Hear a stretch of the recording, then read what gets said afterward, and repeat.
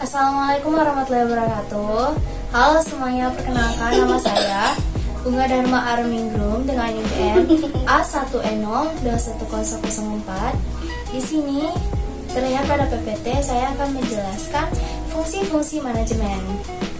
Yap, ada 4 pokok pembahasan di sini. Yang pertama yaitu mengenai perencanaan, yang kedua pengorganisasian, ketiga penggerakan, dan yang keempat adalah pengawasan. Oke, kita mulai yang pertama, yaitu perencanaan. Fungsi perencanaan adalah sebagai pedoman pelaksanaan dan pengendalian, menentukan strategi pelaksanaan kegiatan, menentukan tujuan atau kerangka tindakan untuk mencapai tujuan tertentu. Dalam menentukan rencana harus dilakukan secara matang dengan melakukan kajian secara sistematis sesuai dengan kondisi organisasi dan kemampuan sumber daya dengan tetap mengacu pada visi dan misi organisasi. Dalam perencanaan yang perlu diperhatikan adalah menetapkan tentang apa saja yang harus dikerjakan, kapan, dan bagaimana melakukannya, membatasi sasaran, dan menetapkan pelaksanaan kerja untuk mencapai efektivitas maksimum melalui proses penentuan target, mengembangkan alternatif rencana, mempersiapkan dan mengkomunikasikan rencana-rencana dan keputusan. Langkah-langkah dalam perencanaan yaitu yang pertama adalah kita tentukan dan merumuskan tujuan yang hendak kita capai. Yang kedua adalah meneliti masalah atau pekerjaan yang akan kita lakukan. Yang ketiga adalah mengumpulkan data atau informasi yang diperlukan. Yang keempat, menentukan tahap-tahap atau rangkaian tindakan. Yang kelima adalah merumuskan bagaimana masalah-masalah itu dapat dipecahkan dan bagaimana pekerjaan itu akan diselesaikan. Oke, next, yang kedua yaitu mengenai pengorganisasian. Nah, dalam fungsi pengorganisasian ini diartikan sebagai kegiatan membagi tugas kepada orang-orang yang terlibat dalam kerjasama untuk memudahkan pelaksanaan kerja. Pelaksanaan fungsi pengorganisasian dapat memanfaatkan struktur yang sudah dibentuk dalam organisasi. Proses organizing meliputi beberapa kegiatan, yaitu diantaranya yang pertama adalah perumusan tujuan. Nah, yang mana tujuan ini harus dirumuskan secara jelas, lengkap, dan baik. Mengenai ruang lingkup, sasaran, dan sarana yang diperlukan serta jangka waktu pencapaian tujuan. Yang kedua ada penetapan tugas pokok, yaitu hal yang harus diperhatikan dalam hal ini. Yang pertama adalah tugas pokok harus merupakan bagian dari tujuan.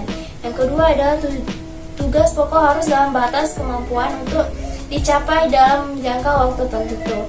Yang ketiga adalah perincian kegiatan. Dalam kegiatan ini selain harus disusun secara lengkap dan terperinci, juga harus diidentifikasi kegiatan-kegiatan penting. Yang D yaitu pengelompokan kegiatan-kegiatan dalam fungsi-fungsi. Kegiatan yang erat hubungannya satu sama lain dikelompokkan menjadi satu. Kelompok kegiatan sebagai hasil dari pengelompokan ini disebut fungsi. Yang kelima ada yaitu departementasi, yaitu merupakan proses konversasi fungsi-fungsi menjadi satuan-satuan yang berpedoman pada prinsip-prinsip organisasi. Dalam hal ini, prinsip yang harus diperhatikan ada dua, yaitu yang pertama, setiap organisasi memerlukan pengkoordinasian dan setiap organisasi memerlukan adanya hierarki.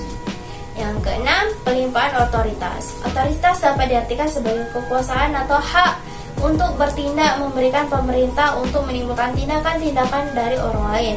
Otoritas bersumber dari beberapa hal, yaitu diantaranya ketentuan perundang-undangan atau regulasi-regulasi. Dan yang kedua, posisi dalam konstelasi organisatoris yang telah ditetapkan sebelumnya, yaitu AD/ART organisasi. Yang ketiga, pelimpahan otoritas. Dan yang terakhir adalah perintah atasan. Yang ketujuh adalah staffing, atau merupakan penempatan orang pada satuan-satuan organisasi yang telah tercipta dalam proses departementasi. Prinsip utama dari staffing adalah menempatkan orang yang tepat pada tempatnya, atau disebut dengan the right man of the right place. Dan prinsip menempatkan orang yang tepat pada jabatan atau pekerjaannya disebut dengan the right man behind the gun. Terakhir adalah facilitating, merupakan proses terakhir dalam penyusunan organisasi. Fasilitas yang harus diberikan dapat berupa material atau keuangan.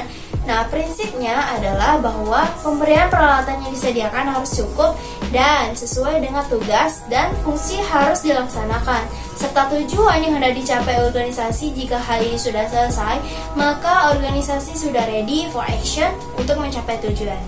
Fungsi yang ketiga yaitu adalah penggerakan. Penggerakan adalah hubungan antara aspek-aspek individual yang ditimbulkan oleh adanya hubungan terhadap bawahan untuk dapat mengerti dan memahami pembagian pekerjaan yang efektif dan efisien. Actuating adalah bagian yang sangat penting dalam proses manajemen. Berbeda dengan ketiga fungsi lain seperti planning, organizing, dan controlling, actuating dapat dianggap sebagai intisari manajemen karena secara khusus berhubungan dengan orang-orang. Fungsi yang terakhir adalah fungsi pengawasan. Pengawasan adalah proses penentuan apa yang akan dicapai berkaitan dengan standar apa yang sedang dihasilkan, penilaian pelaksanaan atau performansi, serta bila mana perlu diambil tindakan korektif. Ini yang memungkinkan pelaksanaan dapat berjalan sesuai rencana, yakni sesuai dengan standar yang diharapkan. Tujuan pengawasan menurut konsep sistem adalah membantu mempertahankan hasil atau output yang sesuai dengan syarat-syarat sistem. Artinya, dengan melakukan kerja pengawasan, diharapkan dapat mencapai kualitas produk organisasi berdasarkan perencanaan yang telah ditetapkan, sehingga konsumen atau stakeholders menjadi puas. Pengawasan yang dibuat dalam fungsi-fungsi manajemen sebenarnya merupakan strategi untuk menghindari penyimpangan-penyimpangan dari segi pendekatan rasional terhadap keberadaan input, jumlah dan kualitas bahan, staf, keuangan, peralatan, fasilitas, dan informasi. Demikian pula pengawasan terhadap aktivitas penjadwalan dan ketetapan pelaksanaan kegiatan organisasi, sedangkan yang lain adalah pengawasan terhadap output.